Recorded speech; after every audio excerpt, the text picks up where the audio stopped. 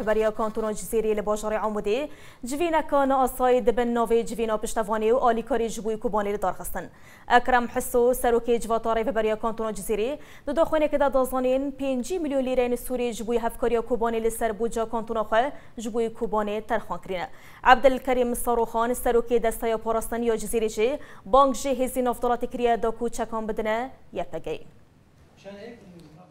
بارمانجا پشگیریا برخودانا کوبانê li hemberî êrişê çekdarê Daişê encumena rêvebera kantona Cezîrê li bajarê Amûdê civînek awarte dibin navê civîna piştgirî û alîkariyê ji bo Kobanê li darxist. Di civînê de derfet û rê û rêbazê ji bo pêşkêşkirina hemû rengê alîkariyê û dîtina riya ji bo gihandina alîkariyê ji bo Kobanê hatin guftûgokirin. Piştî civînê serokê encumena rêvebera kantona Cezîrê Ekrem Huso û serokê desteya parastinê Abdulkerîm Saroxan kongrekî çapemeniyê li darxistin.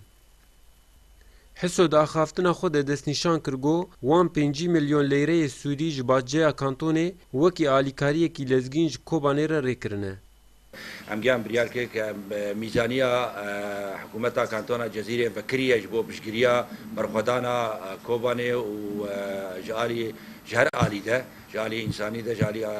xedemî de ji alî leşkerî be 5 milyonê Sûrî ji wan rêkir bes ne 5 milyon tenê mîzaniya hikûmeta kantona Cezîrê tevahî vekiriye ji berxwedana Kobanê re. Ji alî xwe ve serokê desteya parastinê kantona Cezîrê Abdulkerîm Saroxan ragihand got wan odeyekî birêvebirina operasyonên hevbeş birêveberiya Kobanê re çêkiriye û wan seferberiya giştî ji bo tevlêbûna ciwanan di nava berxwedana Kobanê de ragihandiye. Xetekî germ me çêkiriye tewasilekî me bûana re heye 24 saat wek xurfet ameliyat li Qamişlo me daye çêkirin. Hemû درفت و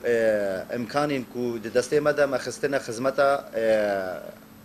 برخوادانی کوبانی گل کوبانی و هم یقینین پاراستنه ای کوبانی یعنی جدم ملاوا ام و پشتگیری دکن هم ملکی عسکری و هم ملکی جبوی آلیکاریا بگل را ای خلک کوبانی سفربریک ما اعلان کرد ده هرما جزیره ده جبو تبلیبونا همو گنج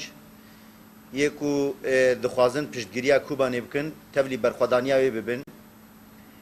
جه توجه و ای سیاسی چه دبن برا ببن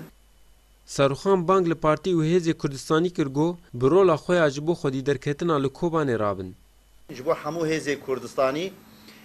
PKK Partiya Demokratîk Kurdistan Iraqê Yekîtî Neştîmanî Kurdistan Partiya Goran Nêçîrwan Mustafa hemû hêzên Kurdistanî ku rewla xwe ya însanî îro bilîzin ji ber ku xwe Kurdistanî dibînin gerek îro jî Kurdistanî tev bigerin Kobanê di xetariyekê de bi rastî jî Kobanê ji boî me nekêmî Hewlêrê ye nekêmî Amedê ye nekêmî Mehabet.